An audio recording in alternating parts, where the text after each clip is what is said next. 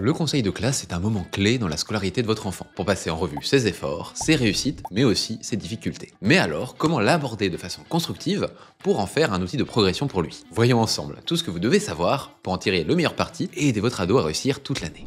Pour rappel, le conseil de classe se déroule 3 fois par an, à la fin de chaque trimestre, en présence des enseignants, des délégués de classe et des parents d'élèves. Pour faire quoi? Dresser le bilan de classe, évaluer le travail et le comportement des élèves, discuter de leur progression ou de leurs éventuelles difficultés, et prendre des décisions concernant leur orientation. C'est le professeur principal qui ouvre le bal en parlant du niveau d'ensemble et du comportement général de la classe. Puis chaque enseignant présent peut donner son avis concernant la matière qu'il enseigne. Ensuite, ils vont faire une analyse cas par cas pour chaque élève de la classe. Les enseignants examinent donc les points forts, les faiblesses, les efforts et le comportement de votre enfant. Donc oui, ça concerne ses notes, mais aussi son investissement et ses progrès. Enfin, les élèves et parents délégués prennent la parole pour défendre les intérêts des élèves et informer les autres parents sur l'ambiance de la classe. Maintenant, ces conseils de classe servent à suivre votre enfant tout au long du collège et du lycée, présentant différents enjeux chaque année. En fin de troisième, on discute de l'orientation, soit au lycée général et technologique, soit en lycée professionnel. En fin de seconde, le troisième trimestre est décisif pour valider les choix des 3 spécialités que votre enfant étudiera en première. Le conseil de classe se prononce aussi sur une poursuite de scolarité en filière générale ou bien technologique. En fin de première, il valide la spécialité non poursuivie en terminale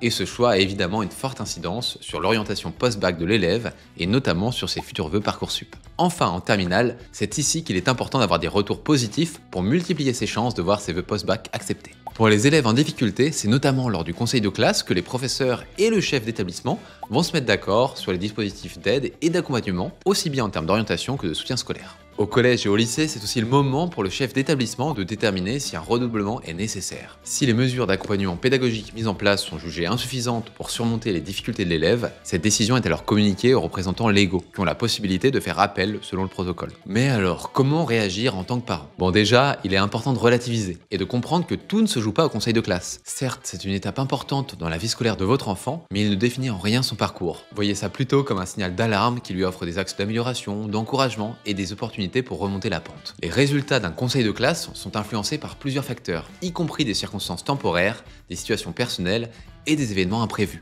Vous le savez mieux que nous, ces facteurs ne définissent pas le potentiel à long terme de votre ado. Et vous alors, est-ce que c'est un moment que vous redoutez à la maison? Dites-le nous en commentaire.